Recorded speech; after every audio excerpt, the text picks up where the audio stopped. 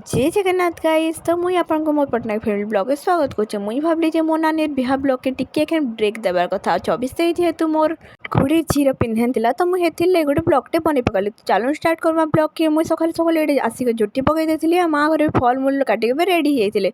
तापर गरम दिन लगे ठंडा ठंडा कोल्ड ड्रिंक्स पूरा पे बनुचे माँ बड़मा ये बाहर कर मो पुचु होता मुई तार साथे खेली करी सीधा पलि रूम भीतर के। तो चलो देखमा कि मैंने किए यहाँ हूँ मोर आपा यहाँ बड़मा आईटा देखुन मो जीजू घर आला भितर केते ही चर्चा चलता मोर आपा मानकर भितर। तो यहाँ आम बंदापना थाली भी रेडी सारी देला न।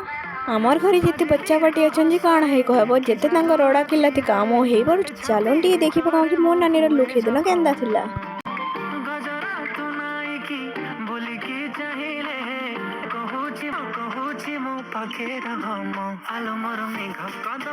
सांग मैंने मो नानी की देखिए केन्ता लागला कमेंट निश्चय करबे। तापर हेनु आसिले कि आमर कलश स्थापन हो साइथिला न आ याडे मो नानी घर ससुर घर गाड़ी आसी साइथिला न।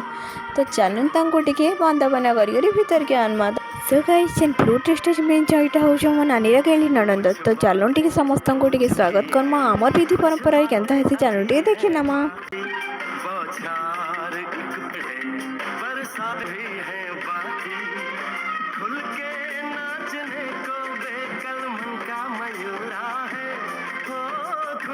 समस्त ये भलसे बंदापना कर सारापर जहाँ भी मो नानी घर ससुर घर अना होता है कि माँ घर आ बड़मा घर समस्त मिसिक बंदापना कर भीतर के आने से जेहेतु एत खरारे कटक रूप एत दूर आई तो ठंडा ठंडा कोल्ड ड्रिंक्स दिगला आसला भितर 12-1 बजे होता जेहेतु तो सी मैंने मना करते खावा कि फ्रूट्स टे दिगला से मैंने खाई पी सारापर आमर घर गोटे बसला मीटिंग कहीं मो नानी बिहा के तापर स्थिर है कि जुलाई 1 मो नानी बिहा बोली।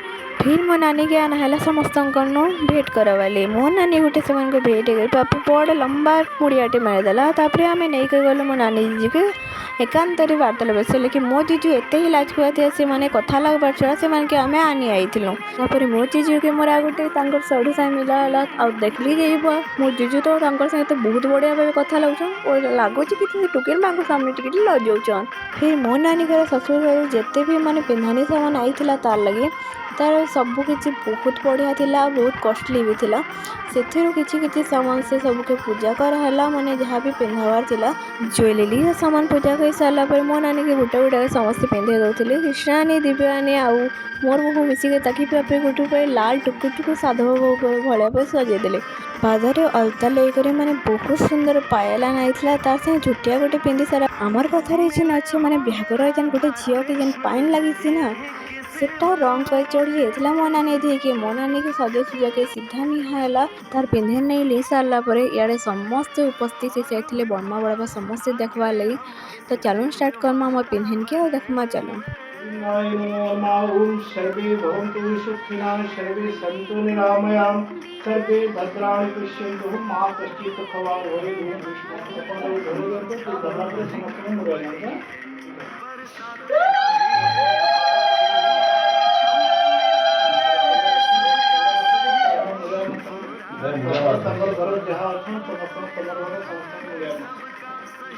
नानी के सगुन थाली धरी सारापर आमर काका और समझा समझी बेट भी होता एत भितर आम अधा बिया सरी जाता आमर लंच टाइम जेहेतु हो जाता न।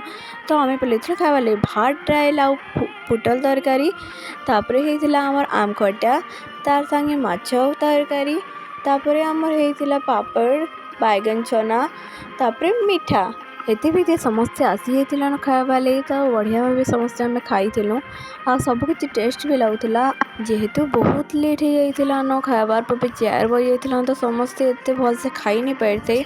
तापर आम मैंने समस्ते खाई सारापर रेस्ट नहीं तापर सम्बलपुर बड़ापा मुझे एत ही बने सपोर्ट कले मत बहुत ही खुश लगी। फिर आम समस्त टिके थका मिटी सारापर मो नानी ससुर घर वाले जेहेतु बाहरी जाते तो से व्यवहार पत्र देकर आम छाड़वाले जाइलु नहीं मोर ब्लॉग के एंड कर नेक्स्ट ब्लॉग में फिर भेट पड़मा मो नानी बिहा संगे बाय।